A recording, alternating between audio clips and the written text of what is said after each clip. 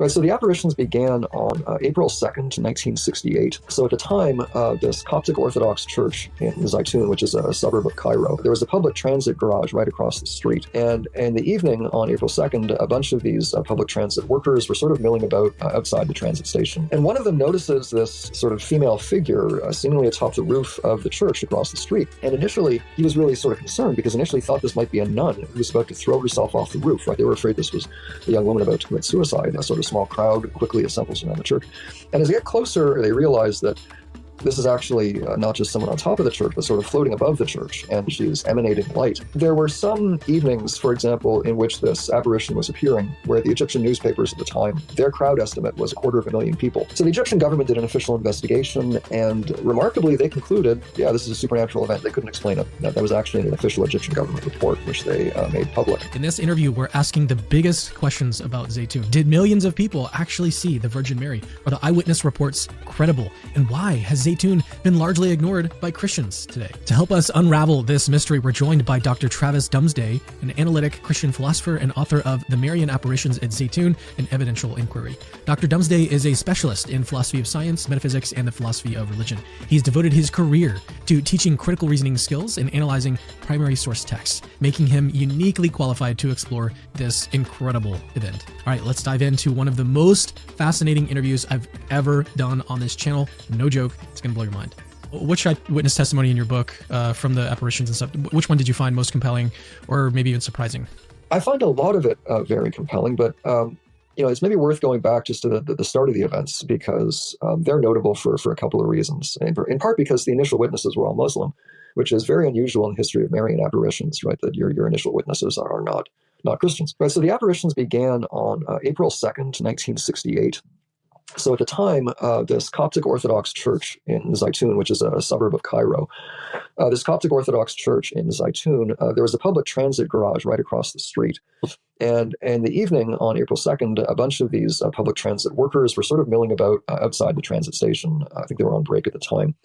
And one of them notices this sort of female figure seemingly atop the roof of the church across the street. And initially, he was really sort of concerned because initially thought this might be a nun who was about to throw herself off the roof, right? They were afraid this was a young woman about to commit suicide. And so they quickly call for authorities, or they call the police, and they start shouting. A sort of small crowd quickly assembles around the church. And as they get closer and they're able to get a more extended view of this figure, they realize that this is actually not just someone on top of the church, but sort of floating above the church, and she's emanating light. And this was St. Mary's Coptic Orthodox Church, and so pretty quickly people start associating this glowing, floating female figure with the Virgin Mary. And so again, people start shouting, a larger crowd starts assembling, and quite a few people see this floating female figure above the roof of the church, including both these transit workers. There are people on the street. There's people who are inside the church who come out and witness this figure, and then it disappears. And so word spreads around the neighborhood, and several nights later, it appears again. This glowing female figure appears again. And so quickly over the course of the succeeding weeks, this figure appears irregularly, right? It's not every night, and there doesn't seem to be any clear, predictable pattern to her appearances, but this glowing female figure floating above the roof of this church just appears again and again, sometimes for brief periods, sometimes for extended periods. And so quickly, as the would you mind giving a little bit more detail about the brevity and also length? What sort of timeline are we talking about? Was she there 30 seconds? Was she there 30 minutes? Oh, sure. Yeah. So sometimes she would stay for 10, 15 minutes at a time and then disappear, and then sometimes reappear the same evening. Other times, this figure would appear, stay for 3-4 hours at a time on some occasions. And it was in particular on those occasions when the figure was there for a really extended period. It was on these nights that you would get really, really massive crowds sometimes appearing right as word would spread and people had time to get there and they realized this was a continuing event. And then eventually, again, as word spread then throughout Egypt, you got to the point in the early months of these events where you'd get tens of thousands of people camped out around the church every night waiting to see something, to the point where the Egyptian government, to accommodate the crowds and the demands to have a place around this church, they tore down the public transit station. They cut down a lot of the trees that were surrounding the church to give people a better line of sight. And the main concern of the Egyptian government initially they were trying to figure out, well, what was going on. They did their own investigation to try to figure out if there might be some natural explanation for this. They couldn't find anything. Their main concern then became crowd control and just trying to ensure that people were safe when you had tens of thousands and then hundreds of thousands of people camping out in front of this church on a nightly basis for weeks or even months at a time in the early stage. That helps set some of the context. So now going back to the question about which particular, was there a particular eyewitness account that you remember, that you recall from the book? Doesn't even have to be in the book. It could be something that you just, remembered. Right. Yeah. Sorry, that's I should have gone back to that. So one of the things I find really impressive is actually these witnesses on the very first night, right? These Muslim public transit employees who are the very first individuals to see this female figure. One of them, in fact, the very first person to notice the figure was, I believe his name was Muhammad Atwa. And he was also the first, not only the first witness of the apparition, but also the first person to record a miraculous healing. So really? Atwa, he was pointing at this figure and shouting, because again, initially he thought this might be a nun about to throw herself off the roof. Now the figure, really quickly, I want to just kind of pause on that just for a second. I want you to continue the story, but what I'm noticing and what sort of strikes me about this is that they noticed immediately that it was a woman, right? They thought it was a nun. So they had to have seen some sort of detail that gave that away, right? That gave that impression. Yeah. So I think initially it was sort of the shape of the figure, the clothing of the figure. They associated it with a nun. In later apparition events, you would get some people who, especially those who were, got a good place right close to the church, who would claim that they could discern facial features. So you do get people. So when you really dig into the eyewitness reports, you do get varying levels of detail in terms of what people were seeing, and some of that might be a matter of like how close were they to the church, how good a vantage point did they have. It may also be that on some occasions the figure just appeared in a more defined form than in other cases, right? Because the nature of the appearance is also varied from one night to another, right? That the mode in which this figure would appear would vary over time. But yeah, so in terms of why they identified the figure as a female, I think on that first night, it was the shape and the clothing that was the main sort of tip-off. Well, sorry to kind of cut you off there. You were telling the story about how this first person who saw was also the first person who experienced a miracle. Yeah. So this Muslim public transit worker, again, I believe his name, I have to double check. I think his name was Muhammad Adwa. So he was scheduled for surgery to have his finger amputated, right? Because his finger developed an infection that was gangrenous. And so he was scheduled to have this finger amputated, and this was his forefinger, and he was pointing at the roof with this finger. Then he found, it was either the next day or very shortly after that first night of the apparition, he went back to the doctor to get this surgery performed. And they removed the bandages, and they found the gangrene was gone. His finger was completely healed. And so he later reported this to the Coptic Orthodox medical commission that was investigating, that was appointed by the Coptic hierarchy to investigate claims of miraculous healings. And so they took his report, and that's what he claimed. So he was, again, not only the first individual to witness the apparition, but the first person of hundreds and hundreds who would later report, claim miraculous healings. So Travis, what initially drew you to the Zaytoun? Have you ever thought about what it would be like to actually see a miracle? Oh, yeah. Not just a small personal one, right, but a huge public event where thousands or even millions of people all see the same impossible thing. Yeah. That's what we're looking at today. Okay. A deep dive into the Zaytoun apparitions. It's a fascinating one, isn't it? I mean, just imagine hundreds of thousands of people all saying that they saw the same miraculous event. Exactly. Yeah. We're talking about a series of events that took place in the 1960s in Zaytoun. Okay. Which is a district of Cairo in Egypt. Yeah. At a Coptic Orthodox church. Okay. Called St. Mary's. And it's the number of eyewitnesses is just crazy. And what's amazing is we're not just relying on, word of mouth accounts here. Yeah. I mean, we've got photographs, official government reports, even the possibility of you talking to someone who was actually there. Yeah. It's one of the best documented mass religious experiences in modern history. Okay, so let's set the scene. It all began on April 2nd, 1968. Right. A group of Muslim transit workers were just outside St. Mary's Church when they saw something kind of unusual above the building. Yeah. At first, they thought it was maybe someone trying to jump off. Oh, wow. Yeah, that makes sense, I guess, given the situation. Right. But as they got closer, they realized it was something completely different. So what was it? Well, they saw this glowing figure that a lot of people described as a woman. Okay. Just hovering above the church. Wow. And it didn't just happen once, right? Right. No, it happened repeatedly. This figure appeared over the next 3 years. Okay. Sometimes just for a few minutes, sometimes for hours. And as word spread, I mean, the crowds just got bigger and bigger, right? Yeah, that's right. Yeah. First tens of thousands, then hundreds of thousands. Wow. Some estimates say over those 3 years, something like 1 million people saw these apparitions. 1 million people. Yeah. That's almost impossible to imagine. That's hard to fathom. Yeah. So what were they actually seeing?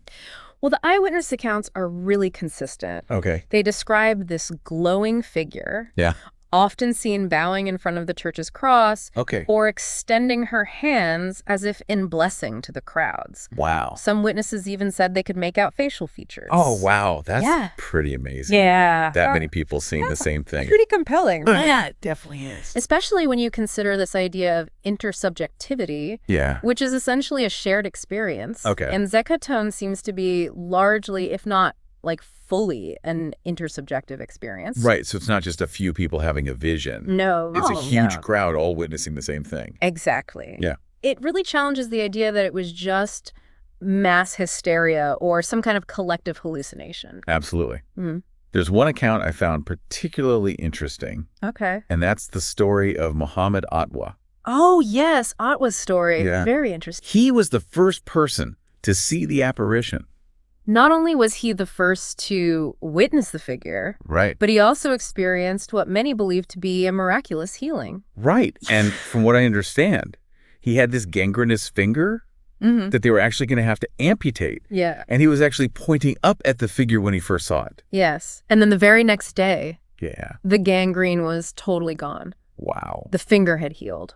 That's incredible. It really is. I mean, if that's not evidence of something amazing, I don't know what is. Yeah, and it's not just anecdotal evidence either. Right. The Coptic Orthodox Church, they did a thorough investigation into Atwa's case. Right. And they confirmed that his healing was, in their view, a genuine miracle.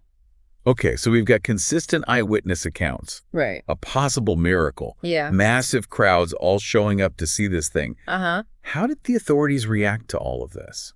Well, And we're talking about Egypt in the 1960s, Yeah. a socialist government in a very Muslim nation. right. You wouldn't necessarily expect them to be very open to the idea of supernatural events. You'd think so, right? Yeah. But their response is actually pretty surprising. Joe? The Egyptian government did their own investigation into yeah. the Zaytone events. Wow. And they concluded that it was a genuine supernatural event that they just couldn't explain. That's a pretty bold statement for a secular government. Yeah, it really is. Yeah. And it's not just the government. Yeah. The Coptic Orthodox Church Yeah. obviously also investigated and came to the same conclusion. Yeah. They affirmed the apparitions was supernatural. Okay. And even other Christian denominations in Egypt, including some Protestant leaders, acknowledged these events. So you have 1 million people Yeah. seeing these apparitions. Right. You have possible miracles. Uh-huh. And you have official recognition from both the government and various religious institutions. Yeah. It's hard to just dismiss all of that as, just made up or imagined. Yeah. Right. And yet some people do try to explain the Zaytune events through a purely scientific lens. Okay. Maybe the most well-known, though ultimately flawed attempt Okay. is Michael Persinger's tectonic strain theory. Tectonic strain theory. Yeah. What is that? So basically, Persinger's theory suggests that stress in the Earth's tectonic plates, Okay. even at levels too low to cause an earthquake, Okay. can affect the planet's electromagnetic fields. Okay. And these fluctuations, he Yeah. argued, could create both real lights in the atmosphere, Okay. think of like earthquake lights, Okay, yeah. and in some cases even trigger hallucinations in people who are susceptible. So is he saying that, some people were seeing real lights Mhm. caused by the tectonic strain? Yeah. And others were hallucinating because of their, religious beliefs or whatever? Basically his theory, yeah. Okay. And it's got some strengths to it. It tries to explain why large groups of people had these experiences, Right. not just individuals. Right. It also tries to explain why some people saw the figure in more detail than others, Good. suggesting that those who were maybe more religiously inclined Right. might have been more prone to kind of filling in the blanks. Okay, that makes sense. Mhm. But if his theory was so good, why do you say it's flawed? Well, more recent research in neuroscience Okay. has kind of cast doubt on some of the key elements of Persinger's theory. Like what?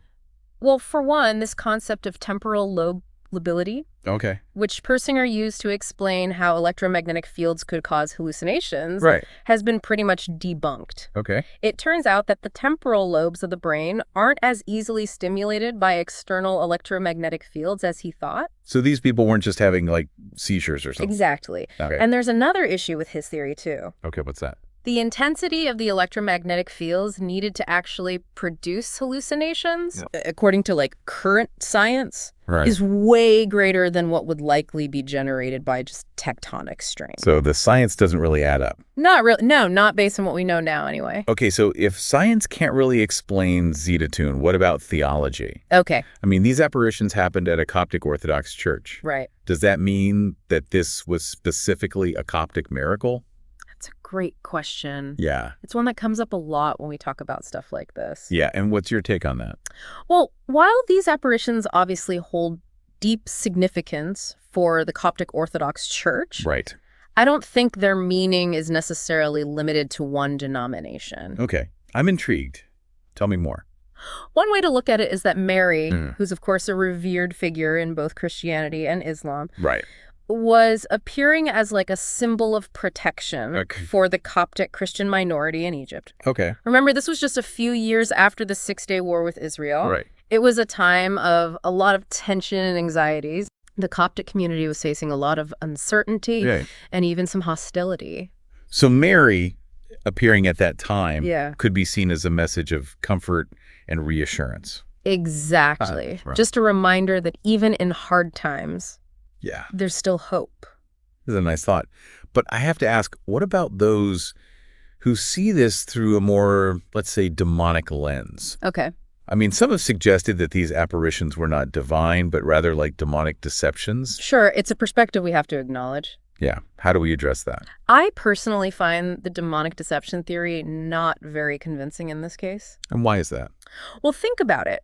Why would a demonic entity choose to appear in a way that seems to support Christian beliefs? Yeah. Especially at a time when the Coptic community was already feeling vulnerable. Right. I mean, the figure's actions bowing before the cross, blessing the crowds, the context, the lack of any kind of anti-Christian messages, and the presence of what many believe to be, genuine miracles like Otwa's healing, all seem to point away from a demonic interpretation. It does seem like a pretty counterproductive strategy for a demonic entity. Right. Yeah. But it does raise an interesting question. Okay, what's that? If we accept that the Zetatune apparitions were real, what does that mean for people who hold theological views that don't really align with Marian apparitions? Yeah, that's a good question. I'm thinking particularly of some Protestant denominations who might struggle to reconcile these events with their specific beliefs. Right. It would require some theological wrestling. Exactly. Yeah. It might not necessarily lead to people changing denominations, but it could definitely make them rethink certain doctrines or interpretations. Yeah, what's really interesting to me is that the figure at Zetatune, unlike some other Marian apparitions, never actually spoke. Right. There were no verbal messages. It was all symbolic. Right. The whole communication was symbolic. Yeah. Through gestures and actions. That's a fascinating observation. Yeah. It's very different from, let's say, the Fatima apparitions, where Mary gave very specific messages to the children who saw her. Speaking of Fatima, are there any parallels between the two events? Absolutely. Okay, because some of our listeners might not be familiar with Fatima. Sure. So maybe we need a quick explanation. So the Fatima apparitions took place in Portugal in 1917. Okay. 3 young children claimed to have visions of the Virgin Mary over a period of several months. And they said that she promised that a great miracle would occur on a specific date and time. And did it? Well, word spread. Yeah. And on that day, tens of thousands of people gathered, including journalists who were skeptical and hoping to debunk the whole thing. Yep. The witnesses, both devout believers and just curious onlookers, reported seeing incredible things happening with the sun. Strange movements, changes in color, a dancing effect. Really? It became known as the miracle of the sun. Wow, that's amazing. And this was all documented by skeptical journalists. That's right. Wow. Even those who went there hoping to expose a hoax ended up writing about what they saw, admitting they couldn't explain it. Wow. Just like Zaytun, Yeah. Fatima was a mass religious experience that just defied simple naturalistic explanations. So are you saying there was like a connection between Fatima and Zaytun? Like one predicted the other or something? At first, there were some rumors going around that the so-called third secret of Fatima, which was kept secret by the Catholic Church for many years, might have predicted the Zaytun apparitions. Okay. But as more details came out about both events, it became clear that the connection was more speculative than factual. Okay, so no direct link? Right. But still a fascinating comparison. Absolutely. Yeah. Both Zaytun and Fatima involved huge crowds of people seeing seemingly impossible events. Right. And both events still spark debate and inspire awe even decades later. It really makes you wonder, doesn't it? Yeah. If so many people can share these extraordinary experiences, are we really so sure that we understand the world as well as we think we do? It's a humbling thought, isn't it? Yeah. And it's precisely why events like Zaytun are so important to explore. Okay. They challenge our assumptions, push us to consider different perspectives, and maybe even to rediscover a sense of wonder that we might have lost along the way. I couldn't agree more. And on that note, I think it's time to take a quick break. Okay. When we come back, we'll delve even deeper into the evidence surrounding the Zaytun apparitions and explore what it all might mean for our understanding of faith science and the very nature of reality. Sit with us. Okay. Welcome back. We're in the middle of this really interesting deep dive into the Zaytun apparitions. We've been talking about eyewitness accounts, possible miracles, and even delving into like potential scientific and theological explanations. Yeah, it's a lot to unpack. And now we're going to go a step further and really grapple with this question of evidence. All right. Because when you're dealing with something like Zaytun, with literally millions of people. It's a lot of people. Yeah. All claiming to have seen the same crazy thing. Right. You have to ask, like, how do we even begin to weigh that kind of evidence? Yeah, that's a great question. Especially when it comes to something like a Marian apparition. Right. It's not like we have, physical evidence in the traditional sense. Right. We don't have DNA samples or fingerprints. Right. We're dealing with human experience, perception, belief. Exactly. And those things can be really subjective. Very much so, yeah. So how do we sort through all of that and figure out what's believable, what's credible? That's the challenge. Yeah. What are the criteria we can use to evaluate this kind of evidence? Well, one thing to look for is consistency. Okay. Do the eyewitness accounts line up? Right. Are there common threads in their stories? Right. And in the case of Zaytun, it seems like the answer is yes. It does seem that way. Yeah. There's a remarkable amount of agreement on the basic details of the apparitions, despite the huge number of witnesses. Right. You have people from all walks of life, different religions, different backgrounds, all describing basically the same thing. Yeah, it's pretty compelling. It is. But would you say that consistency alone is enough to convince a skeptic? Probably not. Yeah. We need to also think about the context.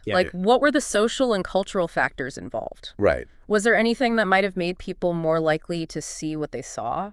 Like the fact that it took place at a Coptic Orthodox church.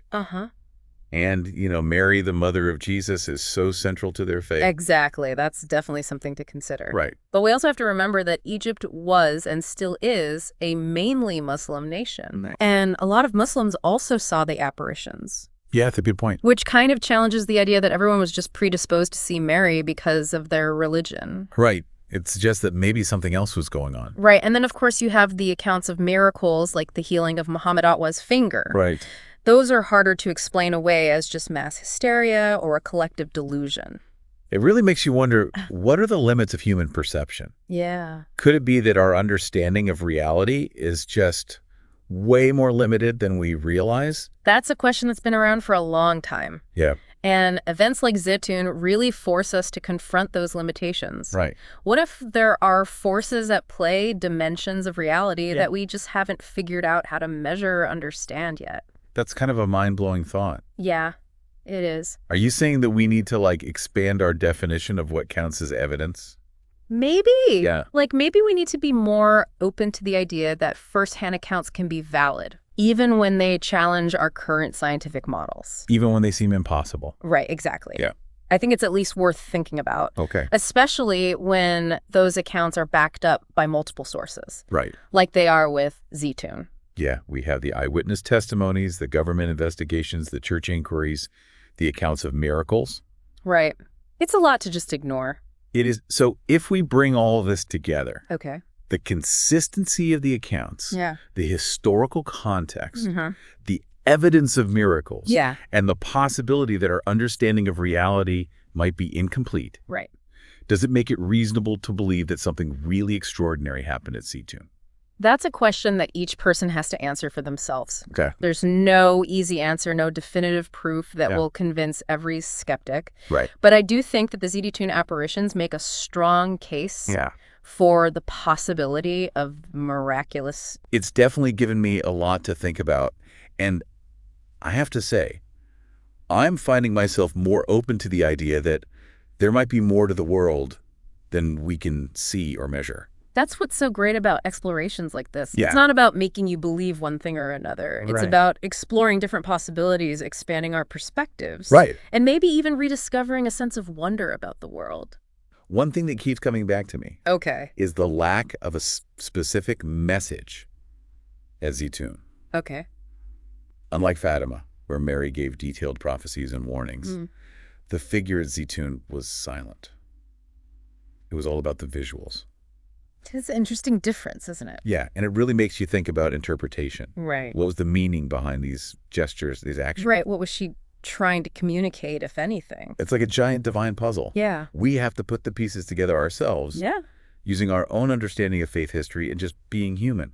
And there isn't necessarily one right answer. Right. What you get out of it might be totally different from what someone else gets out of it. Right. It's really personal and subjective. Very much so. Even though it came from this huge public event. Exactly. That's a great point. It's like a Rorschach test for your faith. Yeah, I like that. You know, we each project our own beliefs and understandings onto these symbolic actions, trying to understand something that ultimately can't be easily explained. That's a great way to put it. Yeah. And that's one of the reasons why Zeytun is still so fascinating to people. It makes us think about what it means to believe, the possibility of miracles, and the limits of what we can understand. What about the fact that these apparitions happened in a mostly Muslim country? Right. Does that affect how we interpret these events? It's definitely important. Yeah. And it suggests that the message, if there is one, could be universal. Okay. Mary is a revered figure in both Christianity and Islam. Yeah. So her appearance here could be seen as like a bridge between faiths, a reminder of shared values and beliefs. It's kind of a beautiful thought. Yeah. A message of unity and hope. Exactly. In a time when things are so divided and uncertain. It brings us back to that question we talked about earlier. Yeah. If 1 million people can see these apparitions, including people from different faiths and backgrounds, does it mean that there are forces at work that we just don't get? Right. Does it suggest that reality is much more interconnected and mysterious than we think? Yeah, it's definitely something to think about. It challenges us to question what we think we know about the world. Exactly. To consider that there might be more to reality than what we can see. And maybe to rediscover a sense of awe and wonder that we've lost touch with.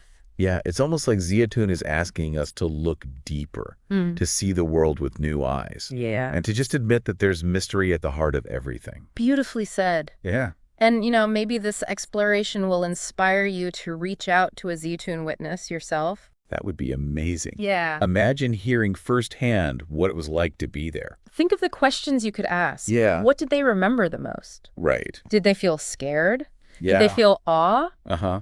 Wonder? Yeah. Did it change how they saw the world? It really shows that sometimes the best evidence isn't in books or studies, but in the actual experiences of other people. Exactly. Yeah. And that's why I think the Zeytun apparitions, with all their mystery and controversy, offer us a chance to broaden our perspectives and look at the world in a new way. Maybe even to rediscover a sense of wonder that we've lost along the way. Yeah, exactly. You know, it's really interesting. You have this massive event. Millions of people see these apparitions. Yeah. But there's no, like, clear message. Right. No voice from the sky telling them what to do. It's very different from other Marian apparitions. Right, like Fatima. Yeah, like Fatima. Where she gave very specific prophecies and warnings. Yeah, she laid it all out. So how do we make sense of that? Right. Does it make Zeytun more mysterious? I think it definitely adds to the mystery. Yeah. It forces us to think about it on a more symbolic level. Okay. To look beyond the literal and try to understand the deeper meaning. So instead of being told what to think, yeah, we're being asked to figure it out ourselves. Exactly. Yeah. And that, I think, is pretty powerful. Yeah. It lets each person find their own meaning, even if they weren't actually there at Zectoon. You know, as we're talking about all this, I keep imagining someone listening and saying, okay, this is interesting and all, but how can you prove any of it? Right. Is there any hard evidence? That's a good question. Yeah. And it gets at the heart of the problem when we're dealing with things that are outside of normal science or history. Right. You can't put a miracle in a lab. Right. Exactly. We can't analyze it under a microscope. So how do we balance faith and reason here? Yeah. How do we balance personal experience with the need for some kind of proof? It's a tough one. It is. There's no easy answer. Yeah.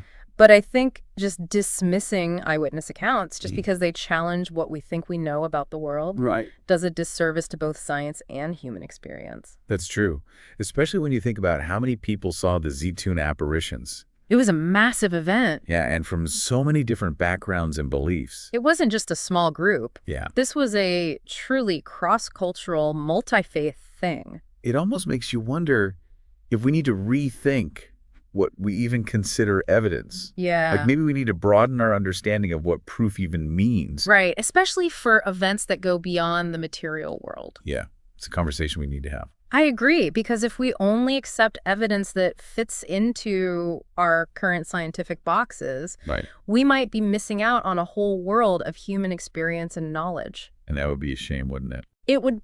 To shut ourselves off from something amazing just because we can't explain it yet. Exactly. And I think that's one of the most important things about Zetoon.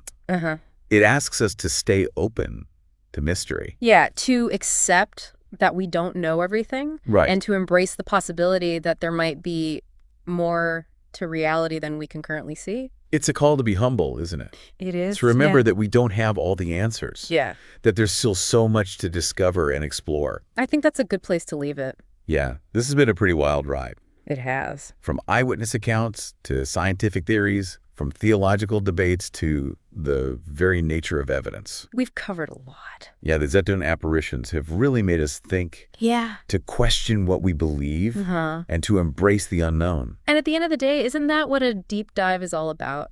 Yeah, pushing the limits of our understanding. Right. Seeing things from different angles and coming away with a sense of curiosity and wonder. Couldn't have said it better myself. Yeah. So to everyone listening, thanks for coming along with us on this journey. Yeah, thanks for listening.